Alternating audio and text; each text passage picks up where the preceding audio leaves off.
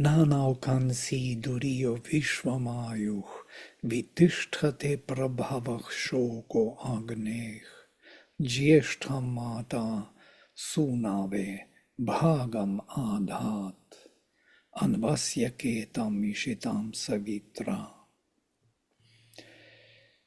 The powerful flame of Agni breaking through the darkness spreads all over the universal life, expressed as various dwelling places for the dwellers. The mother establishes for her son the best portion of delight, and accordingly the consciousness is sent by Savitar.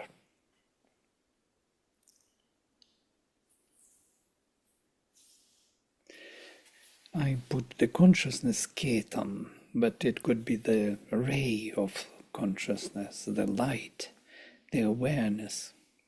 Truly speaking, consciousness is sent by Savitar. So you can feel immediately there is a puzzle here. As every one of these verses is a puzzle in a way.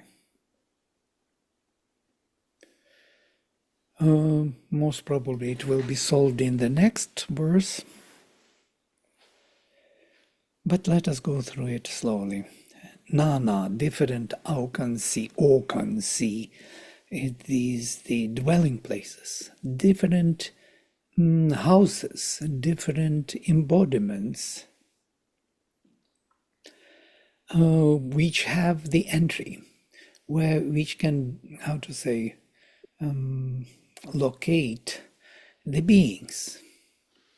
Vishvam Ayuh, Duriya Vishvam Ayuh.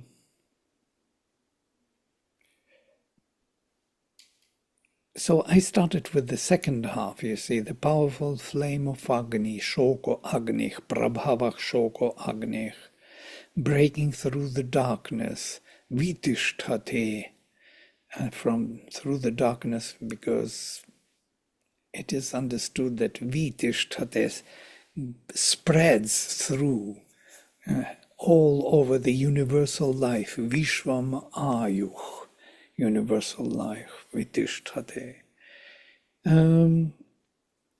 expressed as various dwelling places. Nanaukansi Duriyah.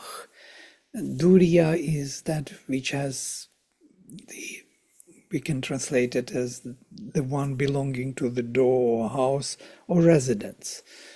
From dvar, dur, as the door, the same etymology, door, with portals, with openings. The dwelling with the openings, like the body. The body is the dwelling of the soul with the openings, eyes, ears, nostrils, mouth. These are openings to the world. Interesting that we have openings to reach out to the outside. Yeah? We are kind of located within, but the openings are allowing us to communicate with the outer world. Jyeshtham mata sunave bhagam adhat, and mata, the mother, adhat, established Jyeshtham bhagam, the major portion of delight, sunave, to the sun, the same etymology, sunu, sun. To sun, she established, and sun, as we know, it is always the embodied being. Mainly it's Agni, or the spark, the soul. Here, the sun, the psychic being. But in the universal sense, it is Agni. Agni is here to save his father. He is embodied in the darkness. So for him, she establishes the biggest, the best portion of delight. Anu asya, and according to this, ketam, the ray of light, ishitam, sent, Savitra, by Savitar. It's a literal translation. So according to what? According to the portion of delight, the destiny bhagya, is that which is destined for us to enjoy, to partake, to eat, coming back to food, to eat, to partake of delight. Partaking of delight is eating. And it's quite interesting because the Sat Chit Ananda is exactly that. The consciousness of the being is generating the delight. Awareness or partaking of the being is the delight. So this is eating, basically, yes? Enjoying. Consciousness enjoys the being. And consciousness are these faculties or these senses. It is these which are embodying consciousness. So consciousness, the senses are to be fed with delight, with the being, really. And that generates the delight. So this is the connection of why we eat and are eaten. And the highest revelation of Taittiriya is that Aham Annamadantam Admi. Yes, I am the food which eats the eater of food. So this is amazing. So not only you eat the food, but the food eats the eater of food. And he says, I am the food which eats the eater of food. That means the highest revelation of the divine being, which is consuming itself through consciousness, generating the delight. So this Jyeshtham Bhagam, the supreme portion of delight for the son, for the soul, let us say, embodied, the mother, the divine mother, Aditi, who is the origin of all our souls, establishes this portion of delight. The most delightful way of being in the manifestation is to find the soul. And according to that, with that, Savitar, the Lord, sends his consciousness, the ray of light.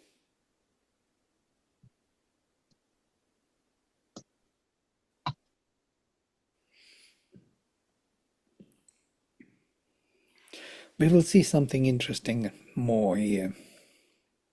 Next one. Samavavarti Vishthito Jigishu Vishvesham Kamach Charatam Amabhut Shashvan Apo Vikritam Hitviagat Anuvratam Savitur Daiviyasya. Again he comes back. I put equal to Agni, opening wide, because the Agni was mentioned before. Opening wide, desiring victory. Within all moving beings he has become the desire. Having left the imperfect work behind, constant in his aspiration, he moves ahead, following the law of the divine Savitar. Because of this following the law of the divine Savitar, I assumed that he here is Agni, because Agni follows the law of the divine being, of his own origin. Savitar is the origin of Agni. Savitar is that outflaming of the supermind. Samavavarta, so to say, returning, yeah? Samavavarti. Vishtitach, spread, vast. Jigishu, the one who wants to conquer. It's a desiderative base from G, to conquer. So the one who wants to conquer, spreading a vast samavavarti, coming back to oneself totally, returning to oneself. Again he comes back, open, he's opened wide rather than opening wide, desiring victory, Jagishu. Vishvesham charatam, of all moving beings, kamach abhut, he became kama.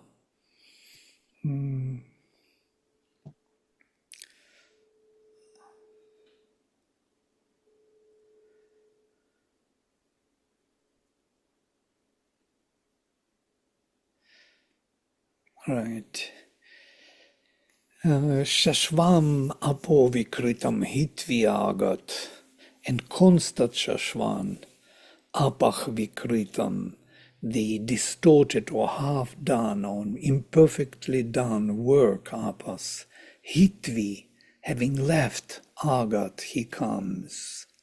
He comes without completing or partially doing or not imperfectly doing the work.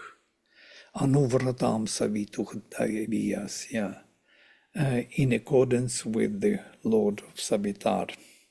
Having left the imperfect work behind, constant in his aspiration, he moves ahead following the Lord of the divine Savitar. Interesting that again this half-done work or imperfectly vikritam avas.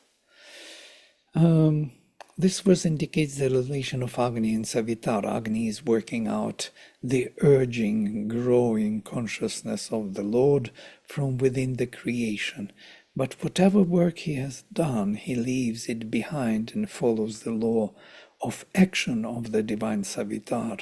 Anuvratam, this is the law, the constant groove of the divine Savitar, introducing a new energy into creation.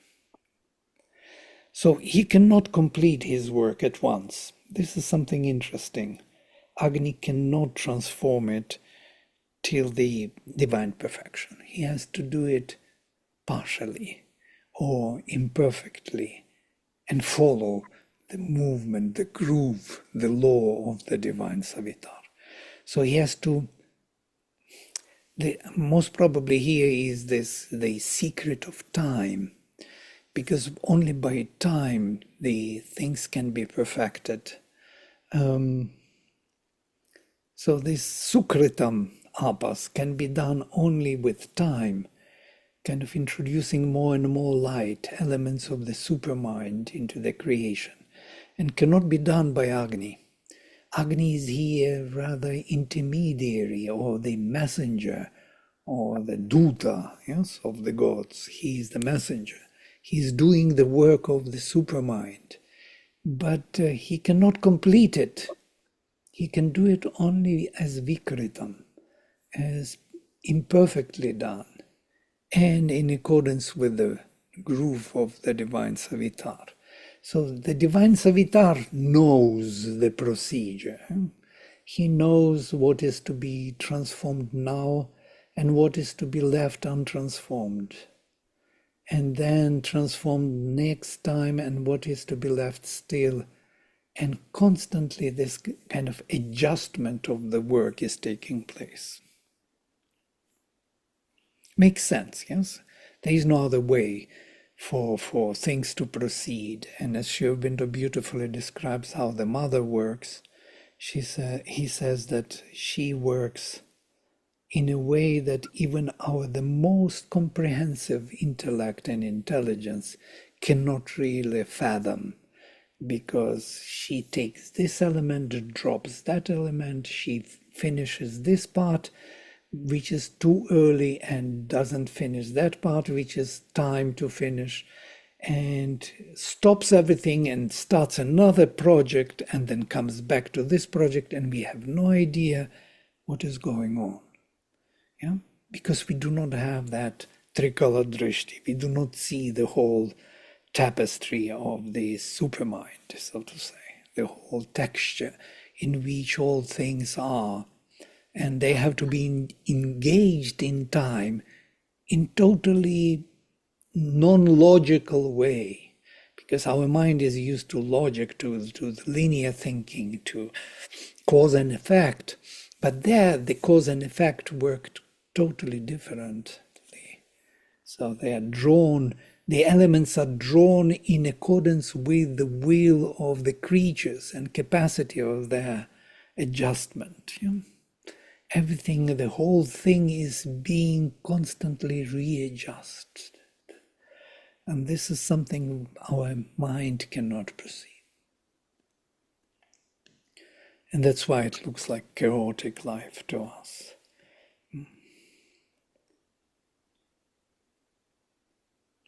That's vikritam, hitvi. That which is not finished, which is imperfectly done, he leaves behind, as if he doesn't want to deal with it, as it were, and follows accordingly the groove of Savitar. But it is not so. It will be picked up later. It will find its place in this context later and will be introduced. Yeah? It will find its puzzling place where the puzzle will kind of come together in one meaningful picture. Tvaya hitam apiyam apsubhagam dhanva anva mrigayaso vitasthuh vanani vibhyo nakir asyatani vrata devasya savitur minanti. In the waters of being, you have established the watery portion of enjoyment. And all the seekers of delight move out, spreading through the desert in search of it. And for the bird souls, you have put enjoyment woods. None can diminish the establishments of God Savitar. Interestingly, there are two establishments of delight. That very delight which we seek, which love will actually realize at the end. And the mind is here to help the transition. It is the waters for all beings seeking after delight of existence in the desert, unconscious body, in the inconscient being. And the second is the woods, vanani. Vanam is also a delight, as the embodiment of soma in matter. Soma is that ambrosia, immortality, for the loftier beings, souls and probably other gods. That's why gods are drawn to soma. One is for the desert body, to seek its transformation by the divine rain of heaven. It's always coming from above, something from the heaven. And the other is from the souls involved in a search of their enjoyment in the embodiment of the divine. In other words, one is for the growth of consciousness in the instrumentation of life. That means mind, life, and body. It's what we are here made of, our embodied state, the waters, the spiritual, the more universal development of the embodiment, which were untouched by the divine desert, so to say, which is growing from the inconscious slowly. And the other is the growth of the soul in the body. And usually the soul is indicated in the Veda by the birds. Vibhyo, vibhyach, for those flying, lofty beings.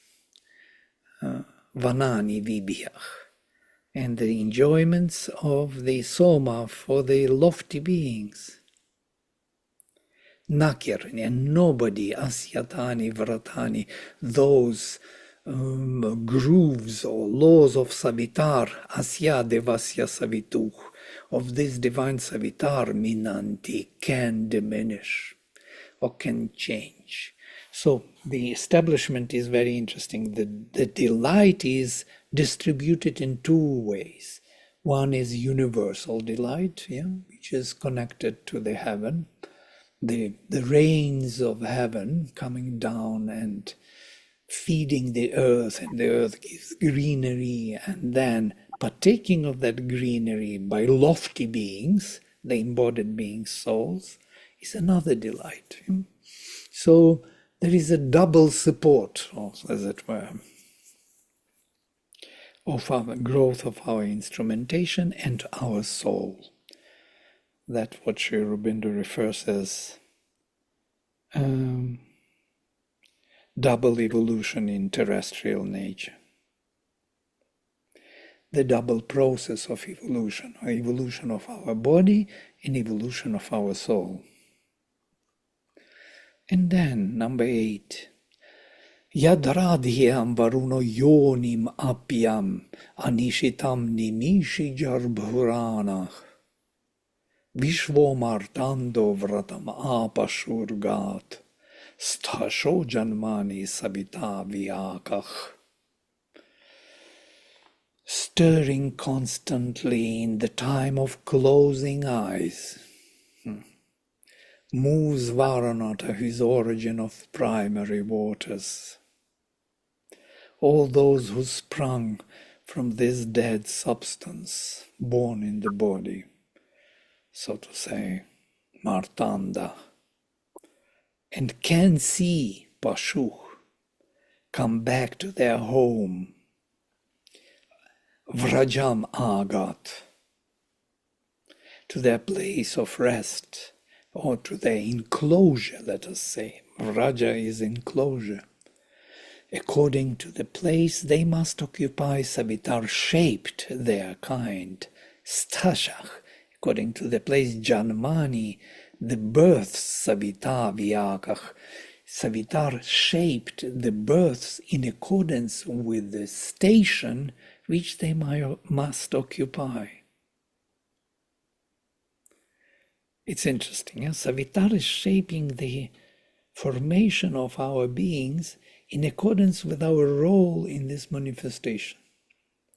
So we will have hands, fingers, eyes, this, that, because we have to occupy and deal with the reality in a particular way. And there are so many creatures shaped, and so many creatures connected not only to the form, outer form of existence, but to the inner form and inner life.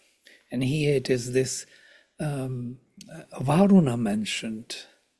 It is the description of the creatures as the souls living in the darkness who cannot be totally and constantly staying awakened, and they dwell in the material body made out of darkness.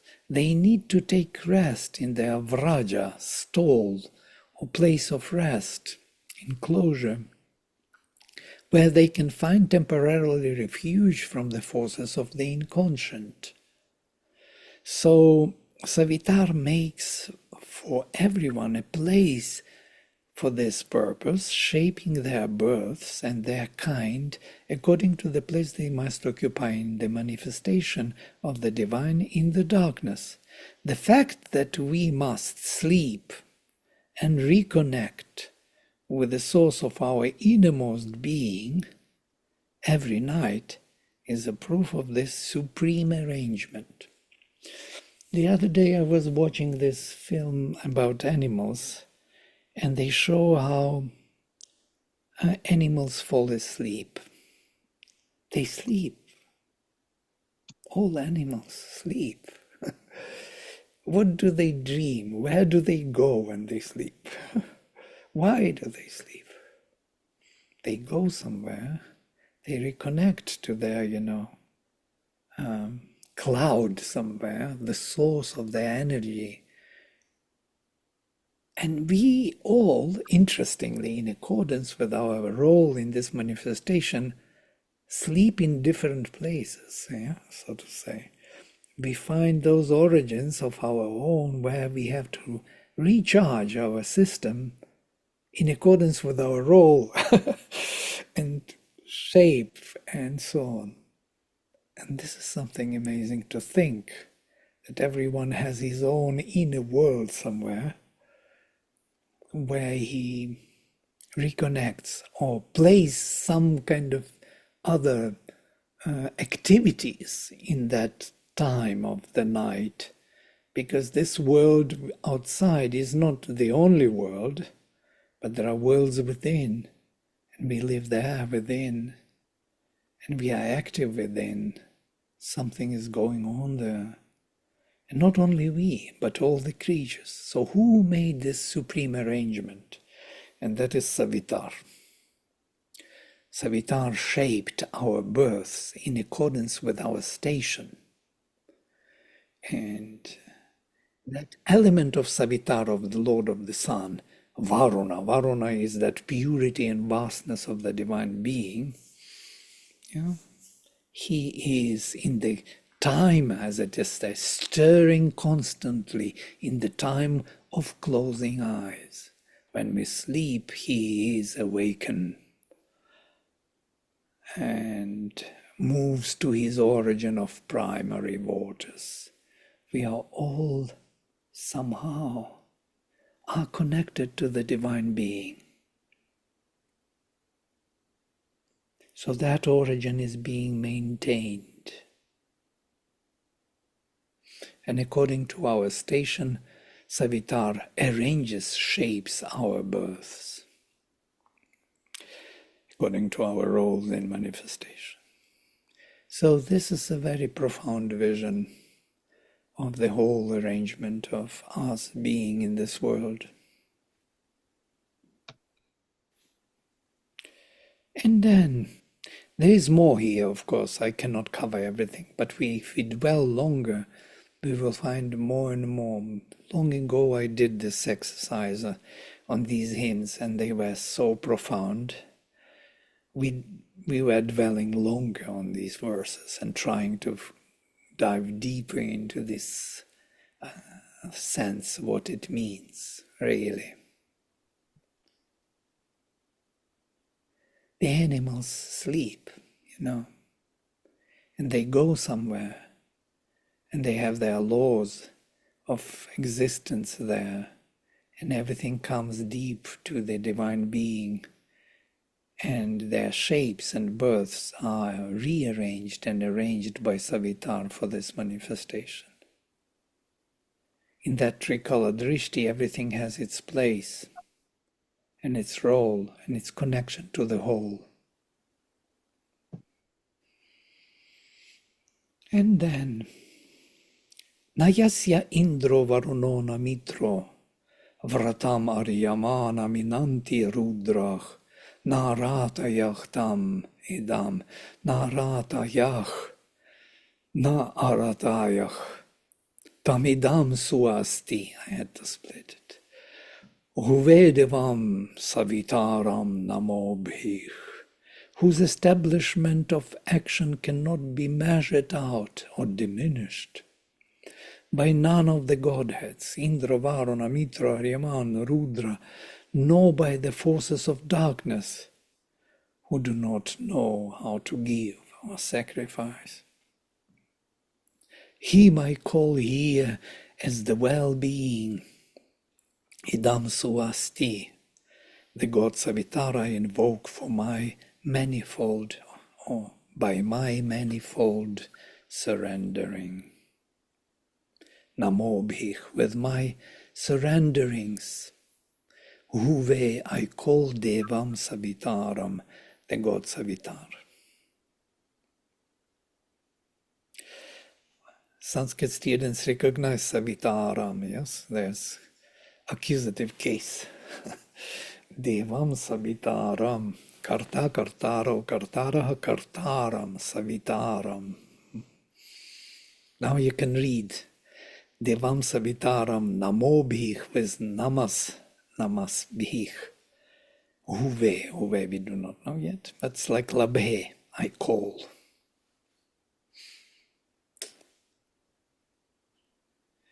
And then Bhagam Dhyam Vajayantach Purandhin Narasham So Gnaspatich No Aviyach Ayevamasya Samgatherainam Priyadevasya Sabituch Siyama.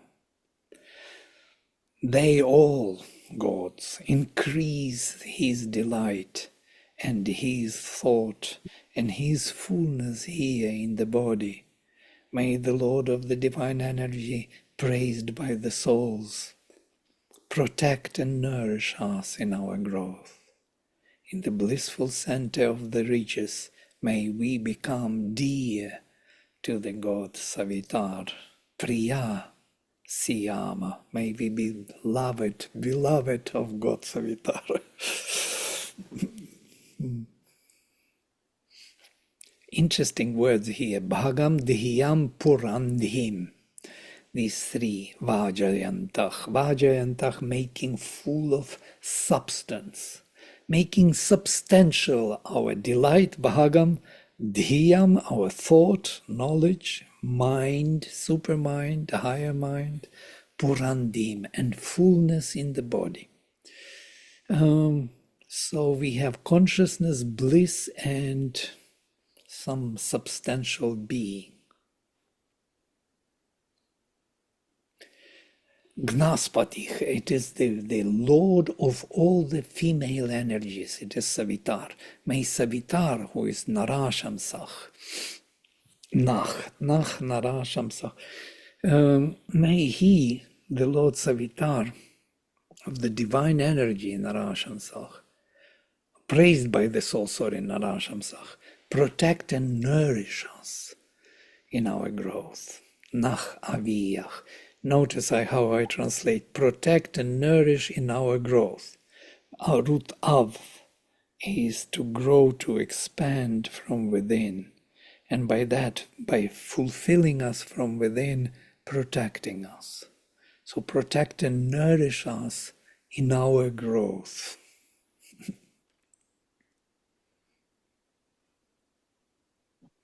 In the blissful center of the Regis, Vamasya Samgathe Rainam. May we become dear to the God Savitar, Priyadevasya Savituksiyama.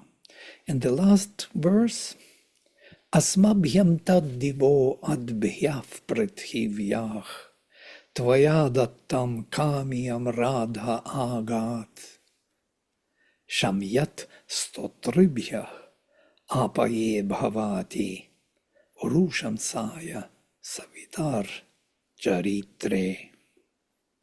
Thus should that come to us, given by you, the desired wealth from the earth and heaven and the waters. Waters are always something beyond. May peace be for those who affirm you in their life, and for the friend who helps to reach the wealth, apaye, and for the singer pointing to the vastness. Urusham Saya Jaritre.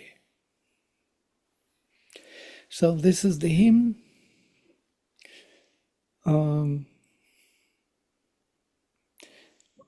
Most probably this is my role, to be a singer pointing to the vastness. I can identify my kind of thing. All right, I will stop here, and if you have some thoughts, ideas, want to share something, please. Vladimir, I had two questions. The first one is you mentioned Gritsamada Bhargava. Is this the same person who also wrote the first few verses of Mandala 2? Yes, it is him, yes. Gritsamada. It's the whole And second okay. mandala is Gritsamada Rishi, yes. And the second thing is that he briefly mentioned birds, but he didn't mention birds in connection with sleeping. So is it to be understood that those who are creatures of the soul do not need to sleep? I am not even sure about this, truly speaking. Maybe because waters, Varuna, they are connected, and sleeping, that Varuna is not sleeping even with the time of the closing eyes. He's constantly awakened. I do not know totally, truly. I think this is more, sleeping is more about, more maybe even universal nature. It needs to be fulfilled in some way, or some support has to be activated through sleep. Some supramental support, touch in the moment, because without Touch, it, touch, touch base sort of somewhere. Mhm. We are not aware of that moment, yeah, when in our sleep when this happens, but it happens, yes, because otherwise we cannot go on, so to say. We would be totally exhausted. No, my question was that the creatures of the soul do not need to sleep. Is that something that we can infer? You mean these lofty beings, yeah? Yes. Yeah, when they are not embodied, yeah, I guess they don't need to sleep, yes. When they are embodied, when they have bodies, yes, physical bodies, we need to sleep because there is this inconscient influence which is wearing us out. So we need to reconnect in pure sense in order to continue this kind of interaction with the inconscient, I guess. Thank you. Thanks. Got it. Quite a hymn, yes? These hymns are everyone is a surprise. Surprise.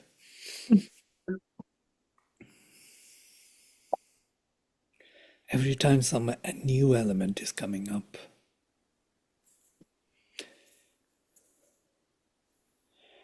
Suddenly sleep. And what was touching me first time when I read this hymn was this, that in accordance with our nature formation,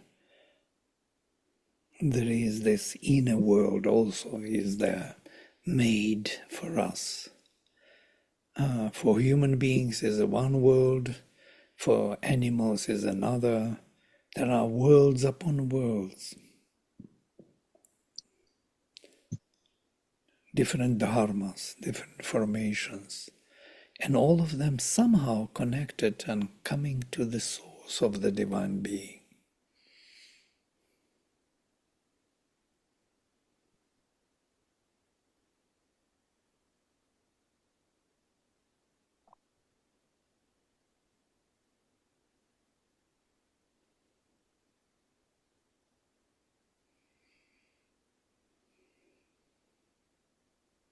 The most mysterious thing is how in India we forgot all about Agni. It's amazing. I mean, it's one of the primary gods of Rigveda has been forgotten completely.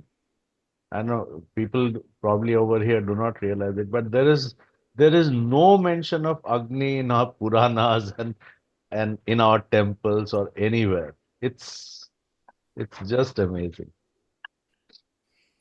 Well, there is Agni Purana and still, but yes, Agni is the action of Shiva, Rudra, yes, it is his son, and so you have Shaiva tradition, so it's all Agni related. Kartikeya. Now you will have Kartikeya more than Agni, and of course, and Agni is in every temple with the homas and so on. So it became that kind of embodied being, which is you have still marriage party around Agni. Yes. So Agni is not totally forgotten. Somehow it is there. Of course, it doesn't play that role anymore, that central role of the soul. But But since this verse mentions that he keeps on coming up because of his unfinished work, so we can assume that he will be back in a more Purohita role, sort of fronting role. Can we assume that? yeah, well, he never left actually. We will be coming back in our awareness about him going on. Yeah. Savitar is here. What is interesting is the supramental action, yes, which is adjusting everything. All the creatures are being made meaningful, their births, their forms, their forms of relations, their forms of rest, their inner worlds, outer worlds are being shaped in accordance with their movement or their role and place in the manifestation in time. And Agni doing this work and not finishing it totally follows the groove of Savitar. Interesting, yes. He's kind of engaged in transformation and then he follows that groove anyhow. He leaves it partially done and follows because in Savitar's plan it is clear what is to be done. But not in Agni's vision. Agni's he is more like a doer, kind of follower of the sun.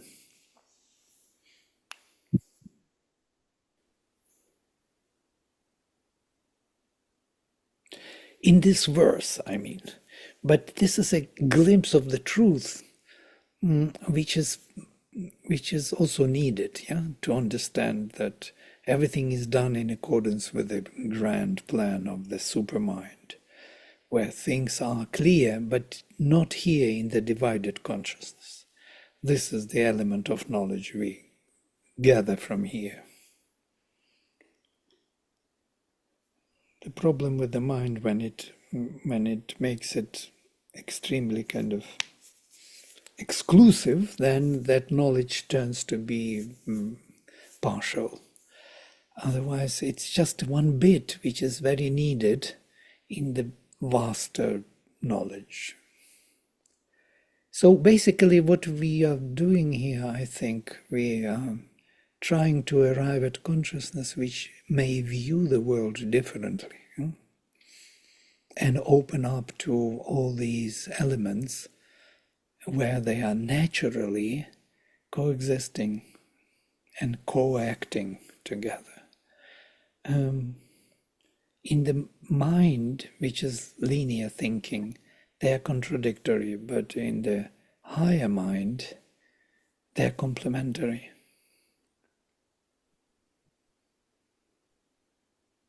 There is some truth which we have to discover in us, which will hold this knowledge as true. It's not logical, but it is also logical. Logical is secondary to it. Yeah? There is a logic to it, but it has to arrive from this recognition of the truth, rather than from logic we will come to this truth. It's more difficult to come. Like Sri Aurobindo is doing it beautifully in your essay, yes? He has already an idea, and he framed everything in accordance to that vision, and that's how we can see it. He is not arriving at it logically. Yeah? He's using logic to kind of convey it to our mind. That's what he realized.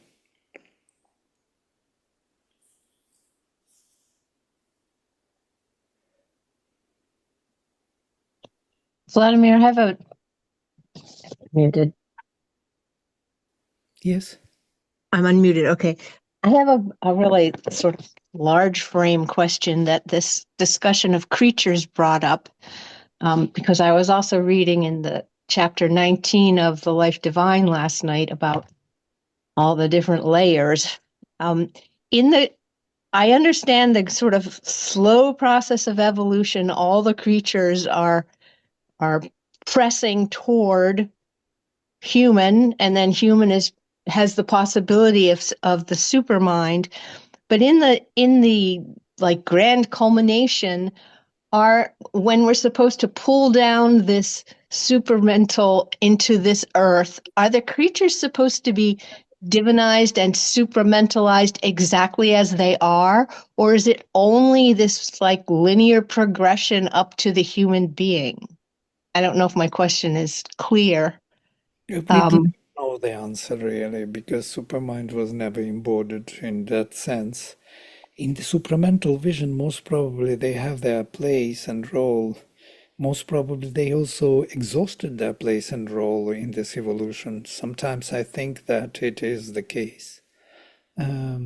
Looking at the extinction of species with the rapid, speed which is taking place, it tells me that most probably They just played their role already to build up some consciousness in which it wants to emerge. So these forms by themselves, they are becoming extinct. How many forms were extinct before, Millions of forms. It's a search for the consciousness No. fitting to the form. Actually, 99% of all forms created thus far have already become extinct. And Yes. not because of modern civilization or anything. They had already become extinct by the 18th century, let's say. 99%. And nowadays it's even speeding It's up. even faster, yes. Yeah. So it's going progressive kind of, geometric progression, extinction. Something like incredible number, a day of species die out. So most probably, and we regret because we want to have different species. We don't want them to disappear. These are beautiful formations of consciousness. I regret tremendously when you see that species are disappearing and never coming back. Such beautiful species like, lions, tigers, giraffes, and so on. Who wants them to go? Nobody. But it seems there is there is no answer to it, first of all, but just thinking aloud. Most probably they will stay, some of them will stay, as human beings will stay unchanged also.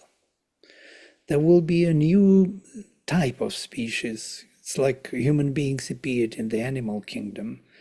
Like in the animal kingdom, different species appeared and previous stayed and kind of were frozen in some way in their evolution. They are evolving in their own framework. It's like Savitar created for them a home, yes, this Okansi, Nana Okansi, specific formations, enclosures he created for them, in which they can infinitely grow and develop.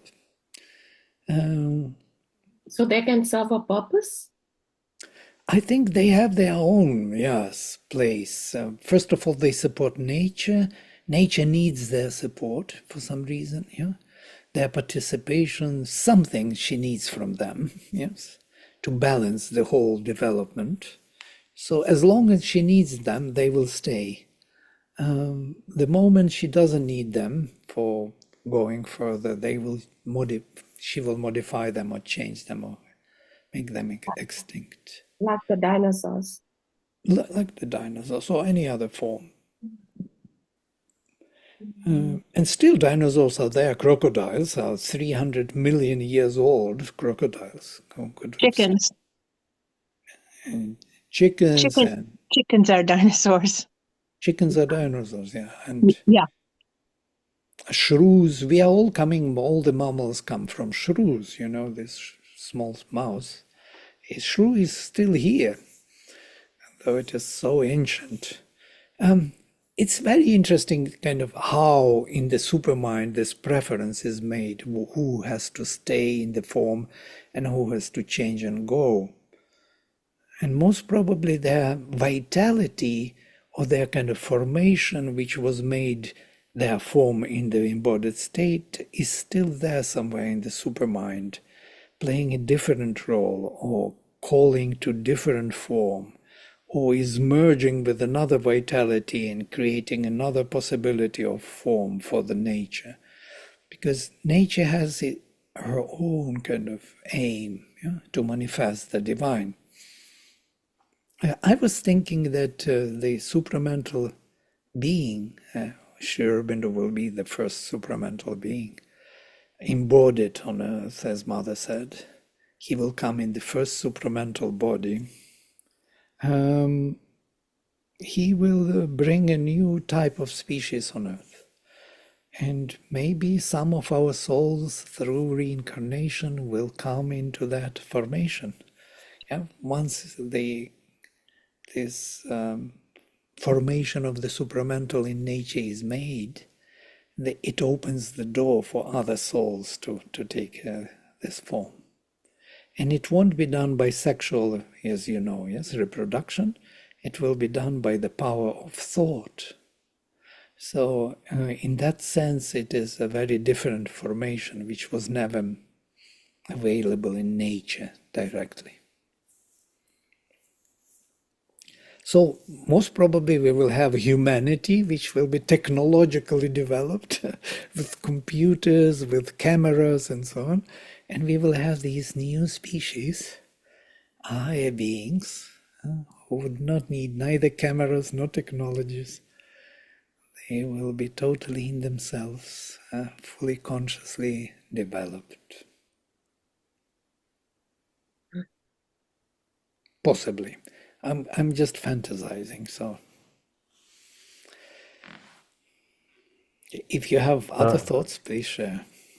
the mother had once said, I was reading somewhere, that just like monkeys had a lot of physical agility, and in order to create man, that physical agility had to be let gone or let go of or abandoned. So similarly, man has a lot of mental agility. In order to create this new species, all this mental agility has to be somewhat lessened. It, she said it somewhere. Mm. Looking at our humanity nowadays and a majority of people, how they speak, what they think, I don't think they are very much in favor of supramental thinking or something. I think they want to stay monkeys rather. And most probably this majority will stay at the level of the human beings. This niche for them is created, and in that kind of shell they can develop as long as it takes. And the human and the animal souls also can enter the niche of human beings and develop there and grow in consciousness. And some of the human beings can enter into another niche which is now being created, yeah? Which is not yet available, not yet, but there is already a demand for it. There is a call to it, to nature, to create a new type, new species. I wonder how they'll all intermingle.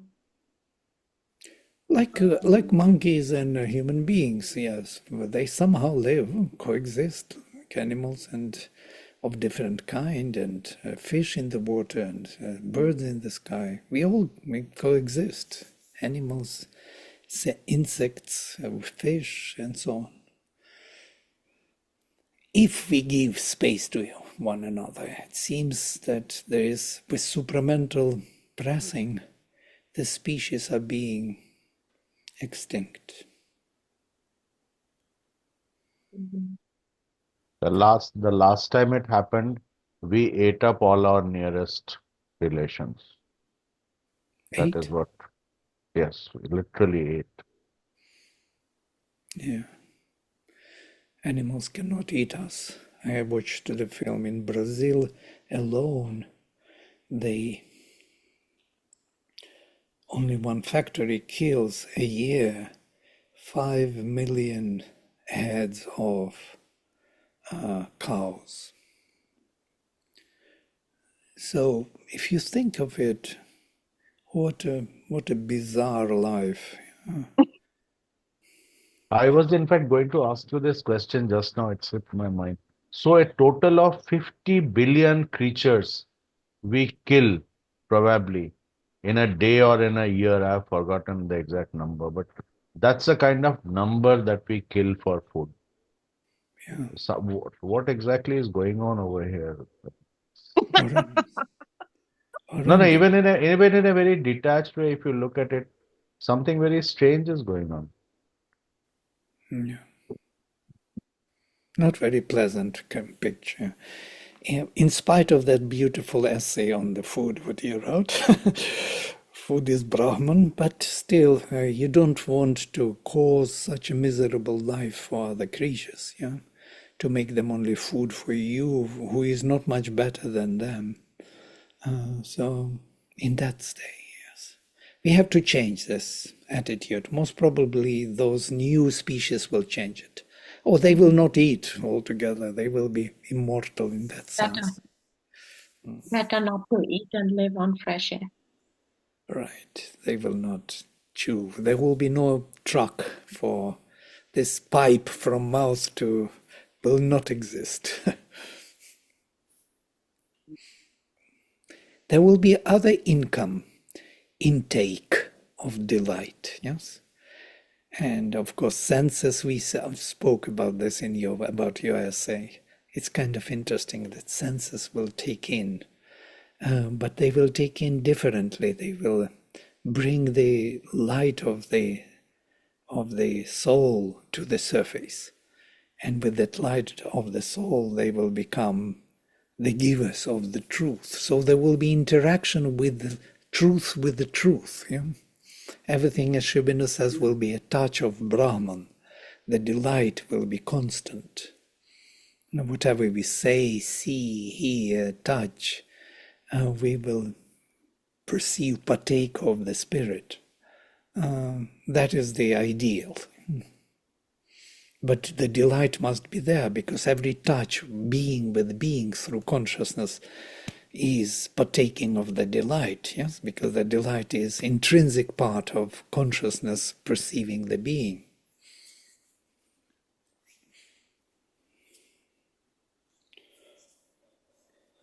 Right, great. All right, we can stop here for today and take another hymn next time.